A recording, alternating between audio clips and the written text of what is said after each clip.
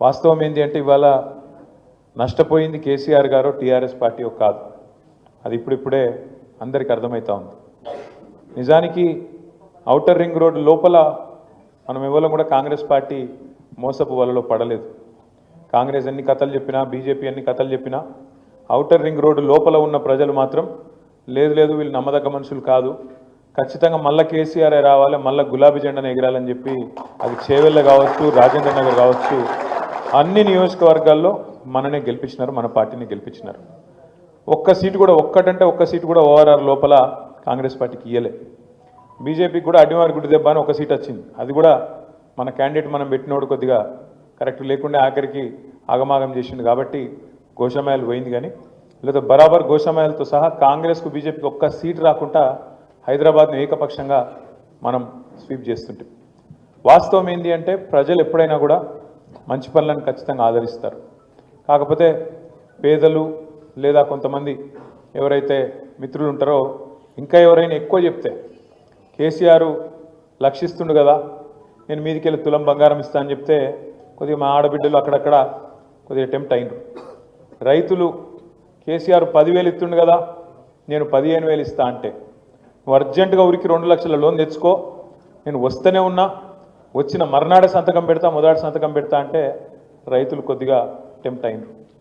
అట్లే పెద్ద మనుషులు 2,000 కాదు 4,000 ఇస్తా, కేసీఆర్ ఇంట్లో అవ్వకో తాతకో ఇస్తున్నాడు, నేను ఇద్దరికి ఇస్తా, ఇంటికి ఇద్దరికి పెన్షన్లు ఇస్తా, సోనియమ్మ చెప్పింది వచ్చే నెల నుంచి పైసలు పడుతూనే ఉంటాయి అని చెప్పి గట్టిగా చెప్తే పాపం కొంతమంది వాళ్ళు కూడా టెంప్ట్ అయినారు. అట్లాగే నేను రాగానే మొదటి సంవత్సరంలోనే 2 లక్షల ఉద్యోగాలు నింపుతా అని చెప్పగానే రాహుల్ గాంధీ వచ్చి అశోక్ నగర్ ఛాయ్ హోటల్ కాడ కూర్చొని ఛాయ్ దాక్కుంటా పోజులు కొట్టుకుంటూ చెప్పగానే మనం ఇచ్చిన 1,60,000 ఉద్యోగాలు మర్చిపోయారు, ఆయన మొదటి సంవత్సరమే 2 లక్షల ఉద్యోగాలు ఇస్తారట అని చెప్పి పిల్లలు కూడా కొంత టెంప్ట్ అయినారు. ఇట్లా ఇన్ని రకాలుగా 1-2 కాదు 420 వాగ్దానాలు చేసి, 420 అంటే మోసం అంటలేను నేను, నిజంగానే 420 వాగ్దానాలు చేసిరు. ఎస్సీ డిక్లరేషన్ కోసం మీ చేవెళ్ళ మీటింగ్ పెట్టారు, ఎస్సీ ఎస్టీ డిక్లరేషన్. ఖార్గే సాబ్ను పిలిచిరు. ఇక్కడ ఉన్న వాళ్ళు చెప్తే నమ్మతలేరు, ఇక్కడున్న రేవంత్ రెడ్డిని బట్టి విక్రమార్కని ఎవరు నమ్మతలేరు, పెద్దోళ్ళని తీసుకురావాలని చెప్పి ఖార్గే సాబ్ను పాపం ఢిల్లీకి వెళ్ళి తెచ్చారు.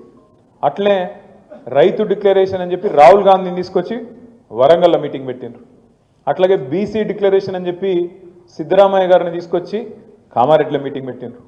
యువజన డిక్లరేషన్, విద్యార్థి డిక్లరేషన్ అని చెప్పి తీసుకొచ్చి మన ప్రియాంక గాంధీ గారిని తీసుకొచ్చి హైదరాబాద్లో మీటింగ్. ఆఖరికి మహేశ్వరం నియోజకవర్గంలో మొత్తం మేనిఫెస్టో అంటే అన్నిటి సమాహారంగా ఇన్ని డిక్లరేషన్లు, ఈ కథా కార్ఖానా మొత్తం అన్నీ చేసి ఒక దగ్గర కూర్చి దాన్నంతటిని తీసుకొచ్చి తుక్కుగూడలో మీటింగ్ పెట్టి సోనియా గాంధీ గారిని పిలుచుకొచ్చి మరి రాష్ట్ర ప్రజలకు మేము ఇస్తున్న మాట 10 ఏళ్ళు మీరు టీఆర్ఎస్ను చూసినారు, మాకు ఒక్క అవకాశం ఇయ్యండి, తెలంగాణ వచ్చినాక ఒక్క తాప కూడా ఛాన్స్ ఇయ్యరా అంటే కొంతమంది అట్లా కూడా ఆలోచించారు. 2 సార్లు వీళ్ళకి ఇచ్చినాం కదా, ఒకసారి వాళ్ళకి ఇస్తాంతి ఏం పోయింది అనుకొని ఛాన్స్ తీసుకున్నారు. మరి అలా ఛాన్స్ తీసుకుంటే ఏమైంది, మన మీద అవ్వుకొని బొందలు పడ్డట్టు అయింది, మంచిగా తినే పల్లెంలో మను పోసుకున్నట్టు అయింది.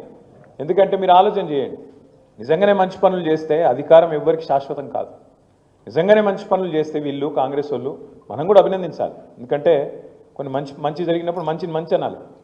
రాజశేఖర్ రెడ్డి గారు ఆనాడు ఆరోగ్యశ్రీ అనే మంచి పథకం పెట్టిండు అని చెప్పి కేసీఆర్ గారు స్వయంగా శాసనసభలోనే అందరి ముందే కుండబద్దలు కొట్టినట్టు చెప్పడమే కాకుండా దాన్ని కొనసాగిస్తా అని చెప్పి మంచి పనులు చేస్తే ఒప్పుకోవాలి, తప్పేమున్నది.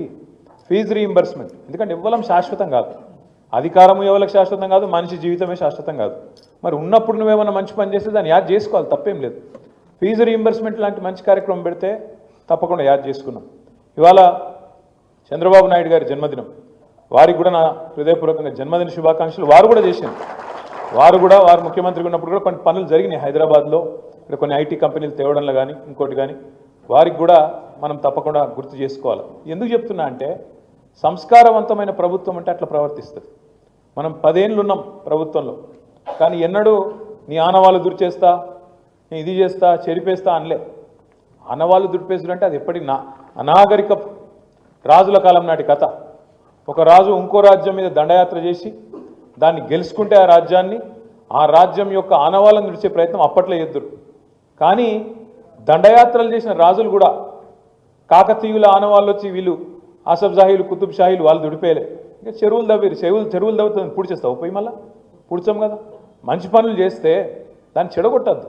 కానీ ఈ ప్రభుత్వం చేస్తున్న కిరాతకపు పని ఏంది అంటే రేవంత్ రెడ్డి గారి ప్రభుత్వం, వాళ్ళు మంచి పనులు చేయరు, చేసిన మంచి పనులు ఆపుతారు. ఇది వీళ్ళ తెలివి. మీరు ఆలోచించండి ఒక్కసారి. మనం ఎవ్వరం కూడా హైదరాబాద్ నగర అభివృద్ధికో తెలంగాణ అభివృద్ధికో తెలంగాణలో పేదలకు మంచి జరుగుతుంటేనో అందరం కూడా సహకరిస్తాం, అందరం కూడా సపోర్ట్లు కొడతాం, అవసరమైతే ముంగటి వరుసలు నిలబడి మంచి పని చేస్తున్నారని చెప్తాం. కానీ ఏం జరుగుతుంది వాళ్ళ 16 నెలల్లో? వీళ్ళే కదా చెప్పింది 100 రోజుల్లో 6 గ్యారంటీలు అన్నారు.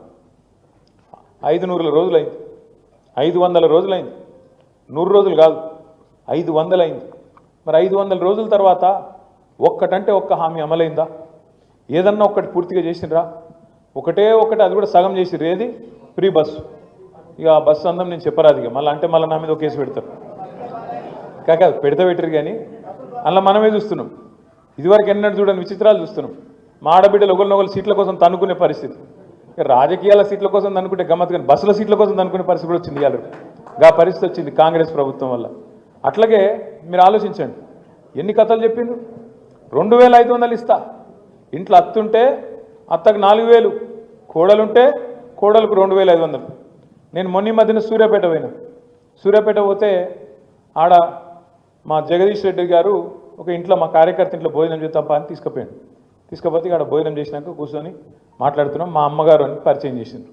ఎట్లున్నారమ్మా అంటే బాగానే ఉన్న బిడ్డ అన్నది. అన్నాక మరి కొడుకు పెళ్లి చేసినావు మొన్ననే, యువకుడు తమ్ముడు, ఎట్లుందమ్మా మరి కోడలి పిల్ల ఎట్లుంది అన్న. ఏం కోడలి పిల్ల బిడ్డ, వస్తే ఒక తులం బంగారం తెస్తుంది అనుకున్నా, నెలకు 2500 వస్తుంది అనుకున్నా, ఏది రాకపోయాను. ఆ కోడలి పిల్ల కూడా బాగా గడుస్తున్నది. అత్తమ్మ నువ్వు కూడా 4000 పెన్షన్ వస్తుంది అన్నావు కదా, 70 అని ఆమె అంటుంది. నేను మనసులు అనుకుంటే అత్త కోడలకు మరి రేవంత్ రెడ్డి కొత్త అత్త కోడలకు కూడా పంచాయతీ పెట్టింది. ఒక పరిస్థితున్నది ఇవాళ. అంటే ఇది ఒక్కింటి కథ కాదు, ఇంటింటి రామాయణం ఇవ్వాలి. ఇక మీ బాధనైతే రంగారెడ్డి జిల్లా వాళ్ళది చెప్పరాదు. ఇక అసలు ఎట్లుండే కేసీఆర్ గారు ఉన్నప్పుడు 10 ఏళ్ళు ఒక్క ప్లాట్ కాడికి కానీ వెంచర్ కాడికి కానీ ఒక బిల్డింగ్ కాడికి కానీ ఎవడన్నా పోయి దాదాగిరి చేసి కూడా ఆ దమ్మున్నోడు లేకుండే.